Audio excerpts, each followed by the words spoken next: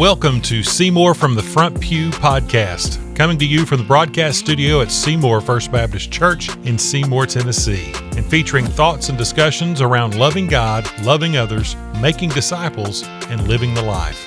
I am your host, Tiger Brooks, and now, on to the podcast. Hey everyone, this is going to be a crazy misadventure for the Seymour from the Front Pew podcast. This is what happens when the cat's away, the mice will play. And as of this recording, our illustrious pastoral staff that have been overseas have now arrived safely back home, but they are in recovery mode today. And yet the show must go on, and so we are going to record a podcast.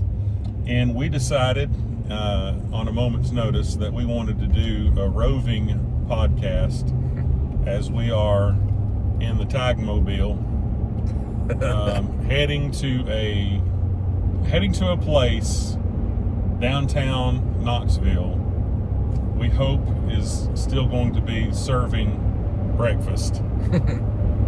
It might be asking a lot at this late hour. However, this is going to be, if you know anything about us, if you know anything about me, you may have heard of Tiger's Tasty Tales. And so this is going to be a synergistic presentation of Seymour from the Front Pew podcast and Tiger's Tasty Tales. We are attempting to kill two birds with one stone. Merge them. We're going to merge those two worlds together. And we are on a mission to go try a new place, relatively new place, at least it's new to us. And they have in no way influenced this podcast. We are receiving no remuneration for highlighting this particular place. It just happens to be on the list of places to try, and it's called Matt Rob's Biscuits. And it is located in the federal courthouse building, which used to be the Whittle building, downtown Knoxville. And so we're on our way there. But on our way there, we're going to talk about an upcoming event that we have mentioned. It's not an event, it's really a season. We've mentioned a number of times on several of our other podcasts. It's a very important thing, very important ministry of Seymour First Baptist Church called the MVP soccer program. It's been going on a number of years. I'll let Jason kind of fill you in on the background, because obviously Jason has been here for 8 years, and he's been a part of this for a lot longer than I have. But this is a ministry that's been going on for 20 plus years at Seymour First Baptist Church. So tell them what MVP soccer is all about, Jason. Yeah, so obviously our MVP program is a soccer program that's ranging now, I believe we're 4 years old up to 14, I think is the range. Every year it seems like there's a little bit of adjustments that happens on that, but I think right now we're 4 years old to ages 14. And so obviously it is a soccer program. I mean, it's about as simple as it comes, right, as far as that is concerned. But for us, it is much bigger than that. It's a much bigger deal. We obviously want to teach soccer. We want to help kids to fall in love with soccer and enjoy the game of soccer. And then I do think, our program does a good job of that. And I know my kids have fallen in love with the game of soccer.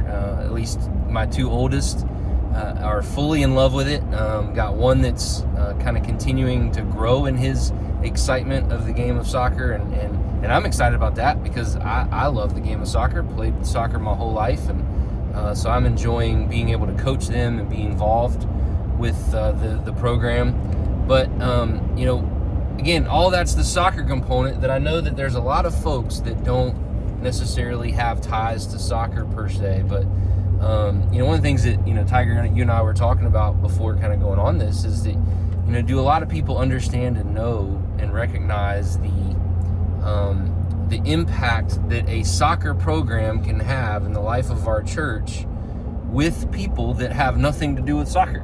Right. And I think that's really what this comes down to is what does it look like from us as a ministry standpoint rather than it just being a sports program. Yeah. We do, for those who don't know, we do practice devotions. Every practice is supposed to be having devotions every day. We do game day devotions, but those are areas that are covered by church members. But I would also argue, I think there is such a value of our folks, our church members being coaches to the capacity that they can. We have folks that can come alongside that have soccer knowledge, that you can be involved, you can be assistant coaching, helping to coach the young leagues that you really need to have no experience with soccer. You probably need to have experience wrangling chickens more so than soccer in the youngest leagues. Herding cats. But that's just a fun area that you can be involved in and can love on some kids and their families. It's been a blessing to be able to see so many families that are starting to connect into the life of the church coming from our MVP program. But we are always looking for folks to come and help with game day devotions. Volunteers, and we need volunteers on a regular basis. That is the more people that are involved in our game day devotions, the better, because of the movement of all the fields and getting there at halftime and making sure. And so that really makes it easier the more people we have involved. And those are very simple. You want to kind of tell them kind of what those game day devotions look like. Before we get into the kind of the brass tacks of the devotions, just kind of a broad overview of volunteer opportunities for MVP would include coaching, either being a lead coach or an assistant coach on a team. And as Jason indicated, there are books that we give out. There are videos that you can watch to help train you and help you understand some of the rules.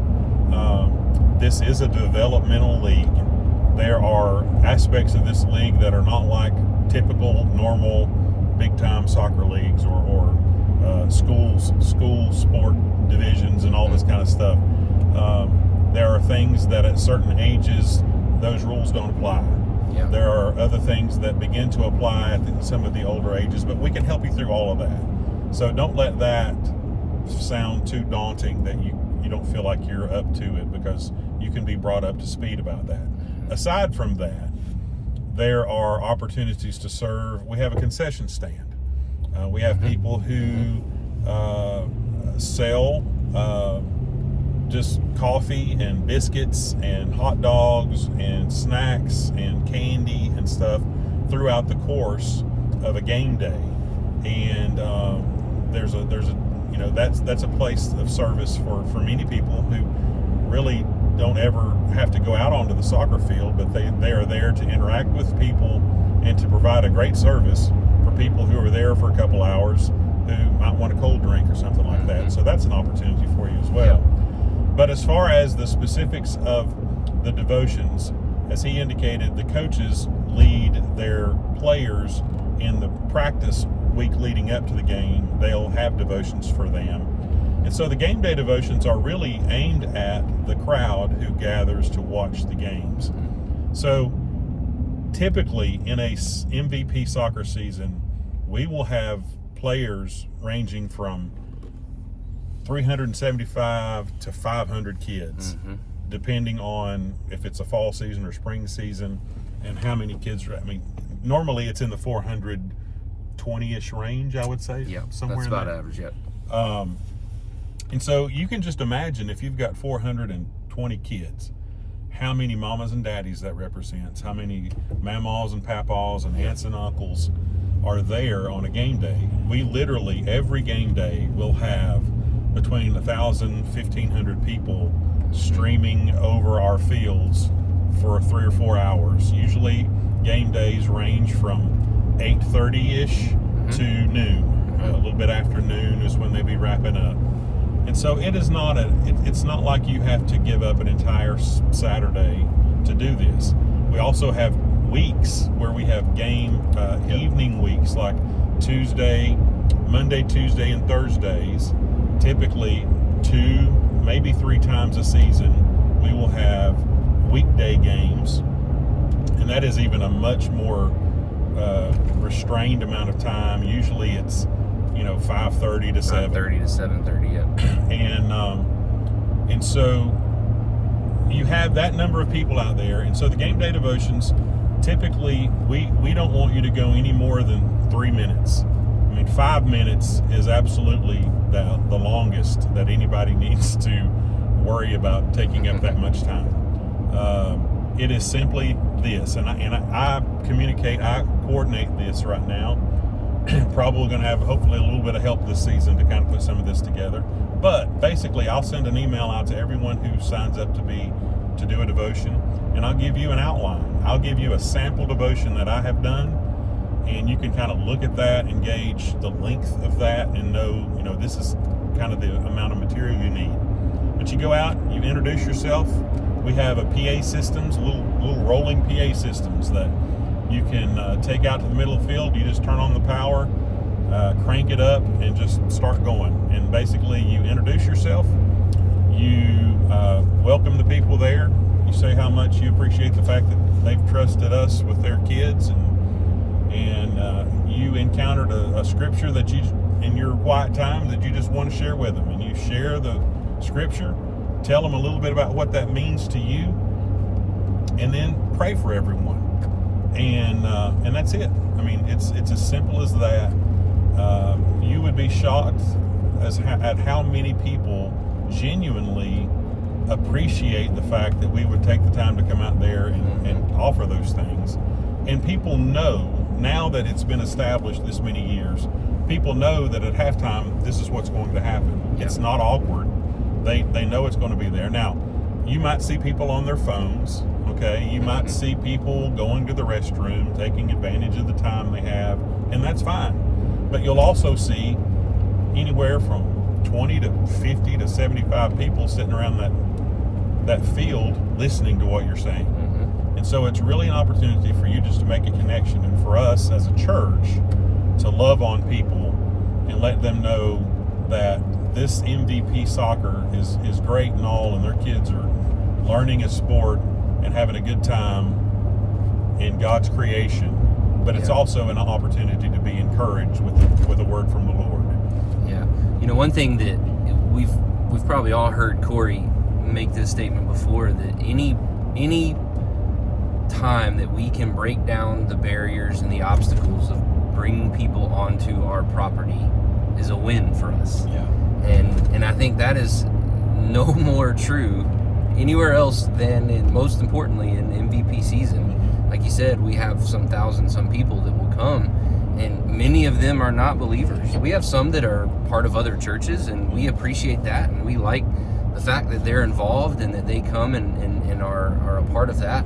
I'm enjoying being a part of Sevierville First Baptist's upward program with my 2 oldest boys right now, and so kind of in the same way that some people come and do that in our program, I'm doing that there and being able to support the ministry that they have going on. And but there are a lot of people that are coming onto our property with MVP that do not have a church home.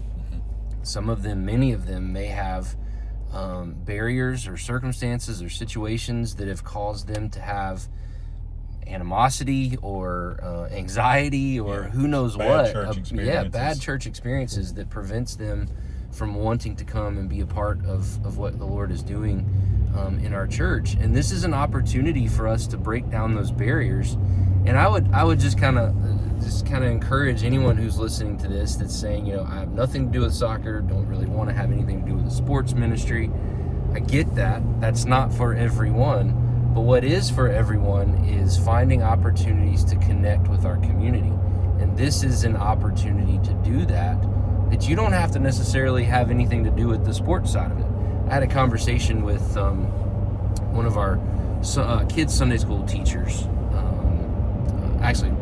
kids' Wednesday night merge teachers, and was talking to her just about ways that she can continue to connect outside of the walls of the church with the families that she is engaging with, and that she's trying to build those relationships with. And one of the things that I told her, I said, we're going to be having MVP starting up, and I know several of your kids in your class are going to be playing soccer. I would encourage you to come and sit on a sideline, just to encourage and to uplift. She doesn't have any kids that are coming out there and playing, but she has Sunday school kids that are coming out and playing, and it's an opportunity for her just to come out and say, hey, I love you. I want to be a part of what you're doing in this program. Even though she has no interest in soccer, it gives her an opportunity to connect to those families in yet another opportunity, another way. And so I would encourage that for so many, to find, maybe it's just you come into a game, to find a family that you can connect with, and you can encourage them, hey, I'm a member of Seymour First Baptist, and just want, thank you for being out here.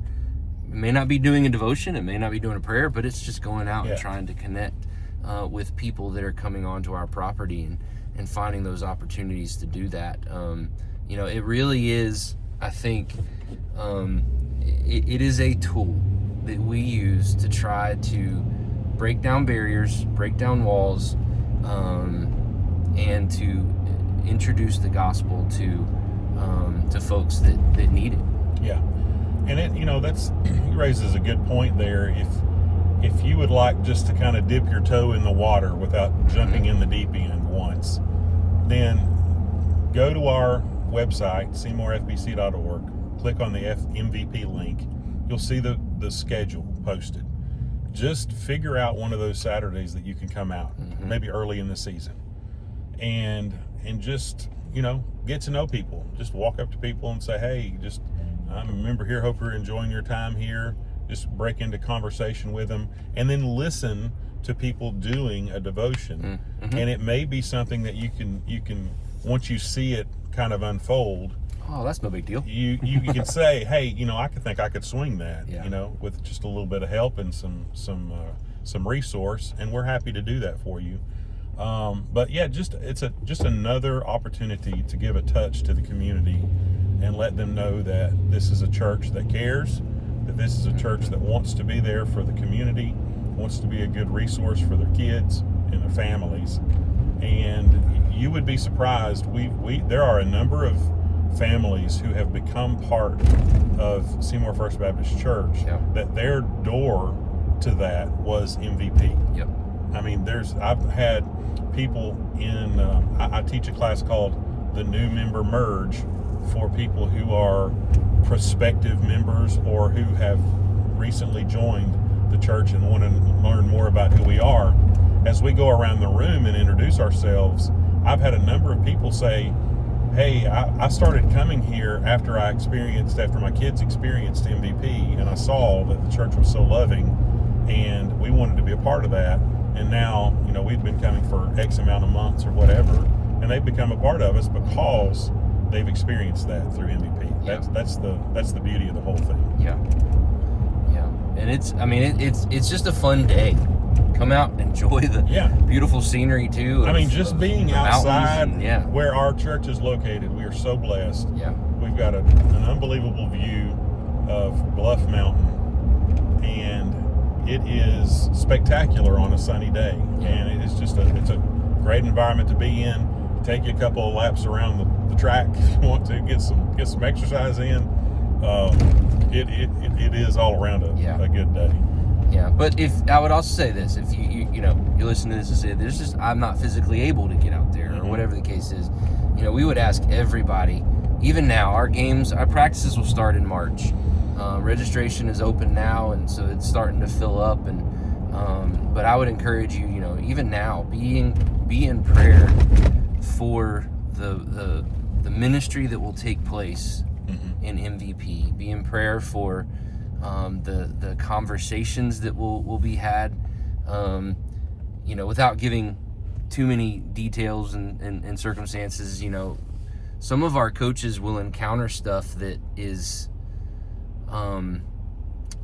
they're not necessarily prepared for in some of their families, And most of those coaches, and I would encourage you, if you are a coach and you find yourself in one of those situations, come and find one of us. We are always out there, and we are happy to help with any of those. But I know I've had circumstances where I was not prepared for some of the things that necessarily came along, that I was like, oh, here I am. I'm walking alongside of families, and this is now a great opportunity for me to encourage and to speak truth into the life of some of these families, just coming from me coaching their kid playing soccer.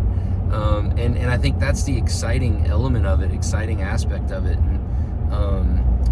So be in prayer for all the different areas that we will have opportunities to speak truth, for those giving devotions, for coaches doing devotions during practices, from the one-on-one email conversations that are taking place, for registration even now. Just be in prayer that God will use this ministry. At the end of the day, if our soccer program is nothing more than a soccer program, we're wasting our time. Mm-hmm. It's not. As much as I love it and I enjoy soccer, at the end of the day, it's not worth it if we have not put a kingdom mindset to it and an opportunity to be kingdom focused in that ministry. Yeah. And I think we would be remiss if we didn't shout out a couple of people that are integral to this entire soccer program, and that would be, number one, Jennifer Tyler, who is our is MVP soccer director. I don't know what her regular title would be, but that would be it. She's the one responsible for organizing everyone, for making the teams, for recruiting coaches, for administrating all of the things. And so we are very, very appreciative of all the things that she brings to the table to make it happen. Mm-hmm. And also, Joe Fannin. Tell him what Joe Fannin does on a regular basis to make it happen. Joe is regularly getting out there and getting guys to come out and help to line our fields, to mark those off, to keep the paint striped on our fields that we can see where the out of bounds lines are. And on top of that, he's integral in setting up and coordinating our referees and being a referee himself. And my understanding, Joe has been with MVP since its inception. Yeah. And which is quite a while. And it's funny, we've talked with Joe many times about, if you need to take a step back, we don't want him to take a step back, but if he needs to take a step back in some ways, and numerous times Joe's like, I'm not ready to give this up. I love it. And we so appreciate his heart and all that he does with MVP. So they are definitely, and there's so many other people that are integral in that. And Christine doing our concession stands, and there are so many people that have such a hand in making it happen every week. Yeah, and then all the volunteers that support both of them, and all the other folks that are responsible for making it happen. We're deeply appreciative to all of those folks. And so that's MVP. Again, registration is underway, and we would covet your prayers for the season as it gets launched. And if you need any information, if you'd like to learn more, obviously at the end of the podcast you'll hear an email, but you can also send me an email at tbrooks@seymourfbc.org, and or you can reach out to Jason at jvineyard@seymourfbc.org, and we'd be happy to kind of get back with you and answer more questions that you may have. At the moment, we are seeking to find a parking place, and then we will continue this video momentarily. So we'll be right back with you as we enter the Tiger's Tasty Tales portion of our Seymour from the Front Pew podcast. Thank you.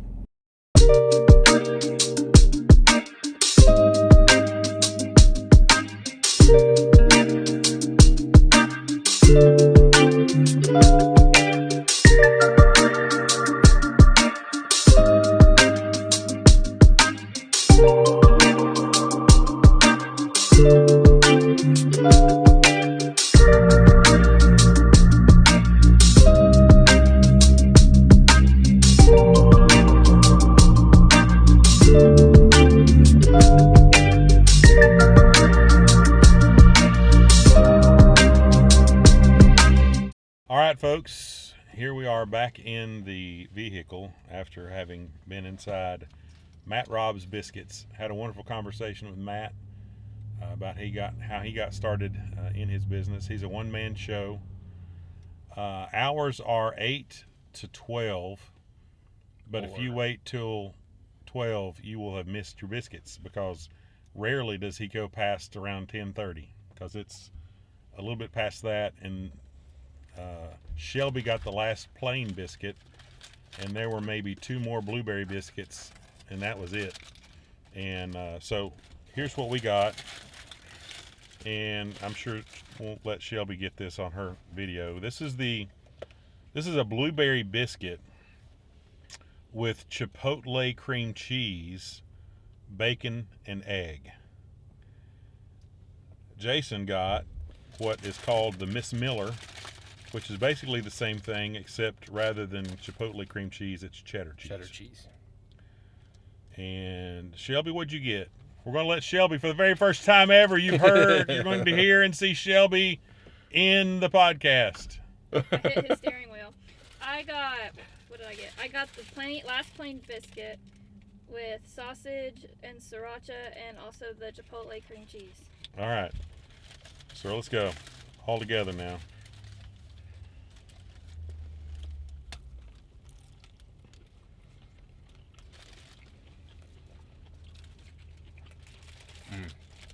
Oh my word. Mm-hmm.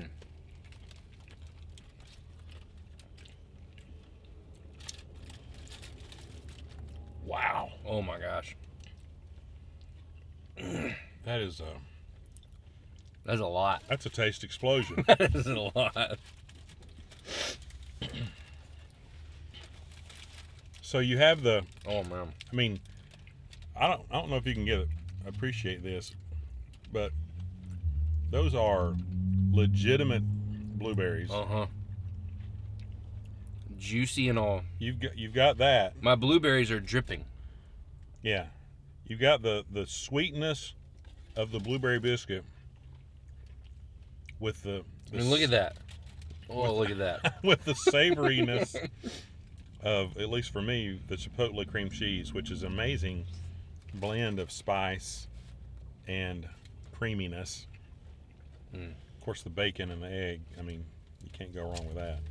This is unbelievable. Mm-hmm. Now, they have like savory biscuits. They've got a garlic cheddar biscuit that they have been sold out of twice now when I got there. The last time I tried to eat there, I got to the door and he completely sold out of biscuits at 10:15. So if you want to try Matt Rob's Biscuits, I would suggest strongly that you get here between 8 and 9. A little after 9, people are coming from everywhere downtown. They'll come from office buildings, get a biscuit, and go. There's not a lot of room to eat inside. Literally, there's a couple chairs, and you can go out and eat in the garden in the interior of the federal building. But it is downtown, so you kind of gotta. It's not like just walking up to a restaurant. You kind of got to plan where you're going to eat. But this is strong. You keep talking. I'm gonna keep eating. I can hear y'all chewing in my ears. It is not lost on us that we are doing a food podcast without Austin. Yeah, I'm sorry, Austin. I'm sorry. But I'm not sorry. We miss Corey too, but Austin is probably going to threaten violence when he sees this and knows what we've done. We'll have to bring him back and buy him a biscuit as payment.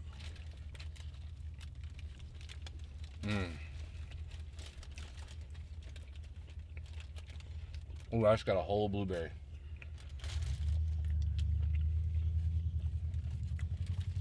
Well,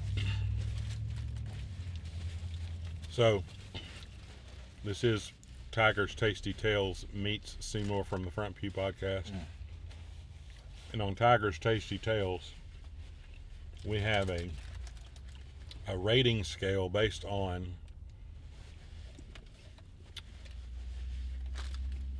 stripes, tiger stripes, right?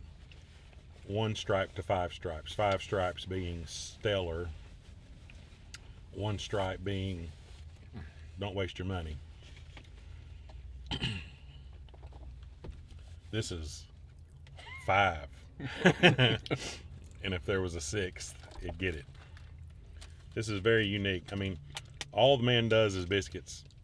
And you can get all kinds of different toppings, all kinds of, bacon and eggs, and you've got sweet toppings and you've got savory toppings. You've got honey, you've got sriracha, you've got different types of cheeses.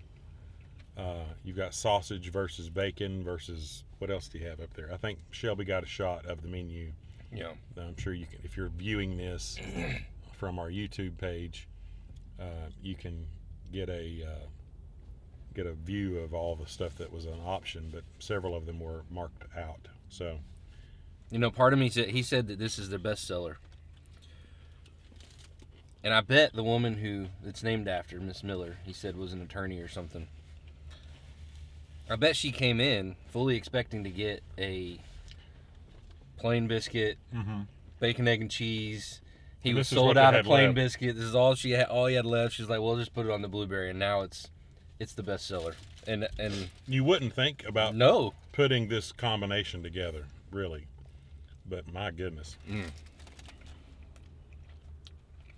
It's combinations that come out of necessity because he doesn't have any more of the other biscuits. And they work. And now I'm not mad that they were sold out of the garlic cheddar, which is probably what I would have got. Yeah.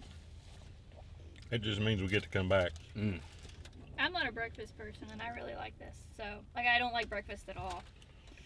All right, y'all do your stripes. In honor of Austin and this this paper, I'm gonna give this 1 out of 10 squares because there's squares on this paper that this biscuit is wrapped in. This is 10 all the way. This is fantastic. Inside joke.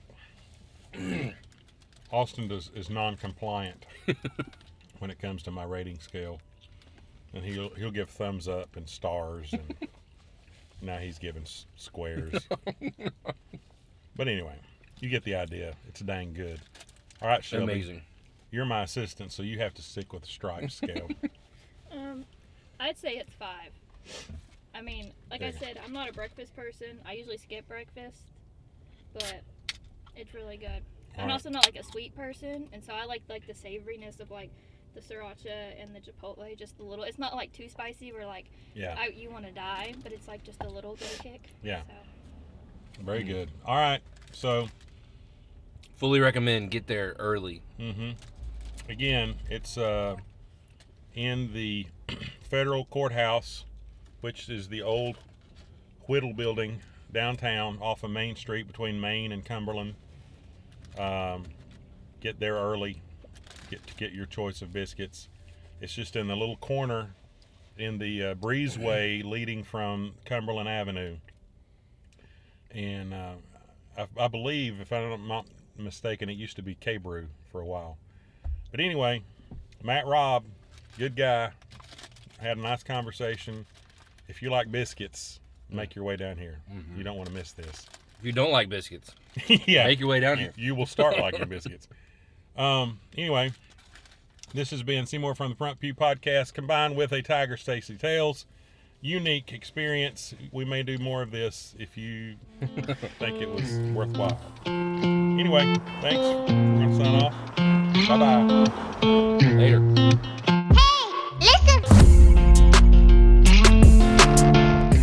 Thank you for listening to Seymour from the Front Pew. Our sole desire for this podcast is to glorify God by educating and encouraging His body. If you would like to learn more about anything you've heard today, feel free to reach out by email at staff@seymourfbc.org or by visiting our website at seymourfbc.org. If you're located near our community and do not have a church home, come worship with us at 10:15 a.m. on Sunday morning. Until then, we pray God's richest blessings on you and yours as you love God, love others, make disciples, and live the life.